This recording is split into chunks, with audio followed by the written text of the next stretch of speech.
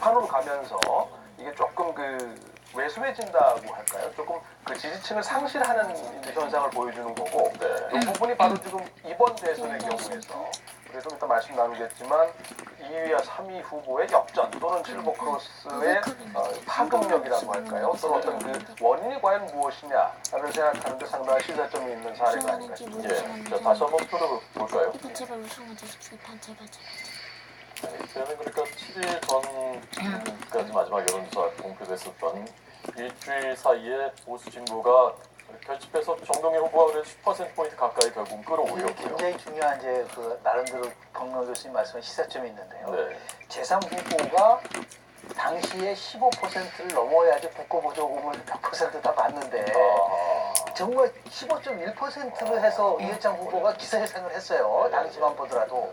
그런데 대한민국에서 제3정당 후보가 가장 많이 득표를 한 거는 87년도에 김대중 후보가 얻은 27%, 그리고 92년도에 당시에 정주영 후보가 16.3%, 그리고 이인재 후보가 97년에 19.2%였고 2007년에 15.1%였었어요. 그러니까 결국은 27%에서 15% 사이에 제3정당 후보가 득표를 한다는 것인데, 그렇다고 하면 제3정당 후보가 아주 기세 좋게 올라가다가 결국은 15% 정도에서 어느 정도는 이게 진보와 보수 이념이 대결 구도가 극대화가 되면은 15%선 아까는 최하 25%가 어떤 보수나 진보가 가져간다라고 하는 그런 쪽으로 결정을 한다고 한다면, 이 앞으로 남은 일주일 동안 그 트렌드를 과연 안철수 후보가 깨고 새롭게 치고 올라갈 수 있을지, 아니면 그 트렌드대로 홍준표 후보가 보수를 더 개추시킬지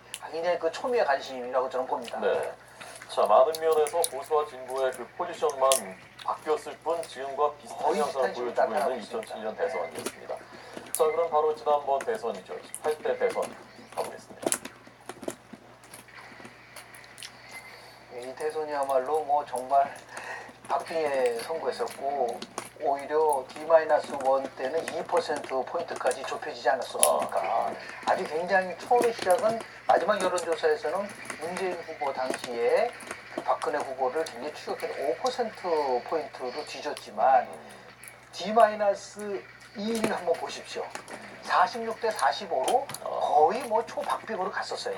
그러다가 D-1에 2%로 좁혀지고 좀 약간 늘어나다가 마지막에 결국은 3.6%포인트로 좁혀졌는데, 이 3.6%포인트로 좁혀지는 마지막에 그 신문은 어디서 나오냐, 50대 유권자분들이 적극적으로 마지막에 투표에 참여하면서 투표율을 82%까지 끌어올렸었던 것이 저렇게 막판에 박근혜 후보가 3.6%포인트 차이로 승리를 했었던, 이거는 실질적으로 48%, 52.6% 아니겠습니까? 그런 면에서 봤을 때 아주 이 안에서도 이렇게 박빙의 양자 대결 구도로 가면은 참으로, 그래서 48대 52 구도라는 말이 이때부터 나오기 시작한 겁니다. 50대 투표율이 82%였다. 그렇습니다.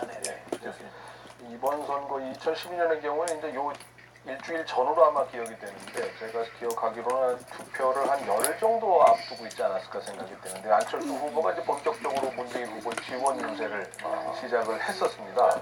근데 이제 그렇게 적극적으로 보여지지는 않았지만 하여튼 지원 유세에 나서긴 했는데 별다른 큰 효과를 가져오지는 못했던 것이고, 또 투표 당일에 이제 미국으로 출국을 하지 않았습니까? 그러다 보니까 메시지가 과연 무엇이냐에 대한 사람들의 혼란이 좀 있었고, 이것이 이제 막판 지지층을 최대한 동원해 내는데 좀 어려움이 있지 않았을까 생각이 들고, 앞서 지적했지만 상자 얻는다. 투표율이었지만 상자 결국 수적으로 일단 구성비가 높은 세대에서 비슷한 정도 또는 더 많은 정도로 투표에 참여했다라고 하는 것이 승부를 가는 것이 아닌가 생각이 됩니다. 자, 2012년 대선까지 마지막 7일 여론조사 공표가 안 되는 그 기간 동안을 분석한 결과 대세가 뒤집어진 적은 없었다. 그러나 양쪽 보수 진보의 양강 후보들 쪽으로 결집하는 양상이 뚜렷했던 것도 공통점이다.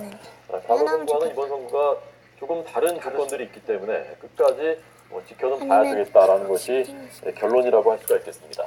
자 그러면 그 어제 YTN이 발표한 마지막 여론조사 YTN과 서울신문의 공동 여론조사 결과를 실험이 엄청 특히 연령별 지역별 보시면서 요즘 두 분의 분석을 그래도 무죄가 자세히 많이 듣도록 나왔어요. 하겠습니다. 보시죠.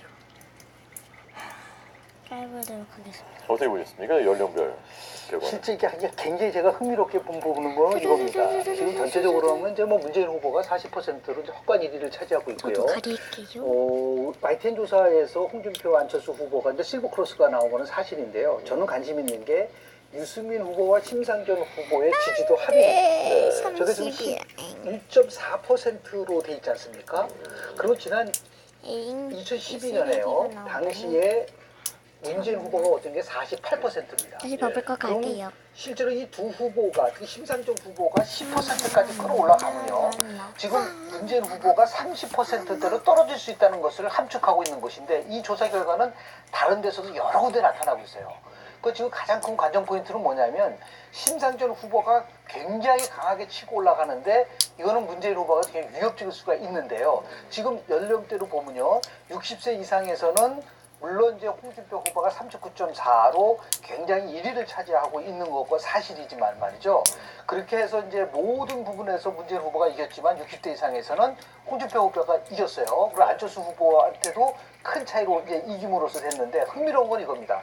19세, 29세에서 문재인 후보는 52.7이지만 심상정 후보가 어떻게 13.6%예요. 네. 근데 14.6%인데 저게 YTN이 똑같은 조사 한 4월 12일 날 조사를 보면요. 예. 심상정 후보가 20대에서 6.7%였어요. 그런데 13.6%까지 올라갔다는 거는 네. 심상정 후보가 2배 정도를 20대에서 지금 치고 올라갔다는 얘기입니다. 그것은 바로 누구한테 데뷔를 큰 한번 해보자. 위협이 될 수 있냐면 문재인 후보한테 위협이 될 수 있는 거예요. 네. 똑같은 의미로 지금 유승민 후보가 바른정당 집단 탁당을 해가지고 굉장히 위기에 있다가 뭐 후원금도 많이 모으고 당원들도 많이 모이지 않습니까? 근데 그 혜택은 보수가 보는 게 아니 보수가 위기가 아니라 오히려 유승민 후보도 20대에서 투표율이 굉장히 많이 올라가고 있어요. 그러니까 다시 얘기해서 문재인 후보가 유승민, 심상정 두 후보로부터 젊은 층을 협공을 당하고 있다. 이것이 나중에 이제 어떻게 실질적으로 나타날지 40% 대통령이 나올지 30% 대통령이 나올지를 결정질 수 있는 중요한 하나의 바로미터로 저는 봅니다. 여건은 만들어지는 거고요. 네. 또 다시 안철수 후보가 지금 엄밀하게 따지면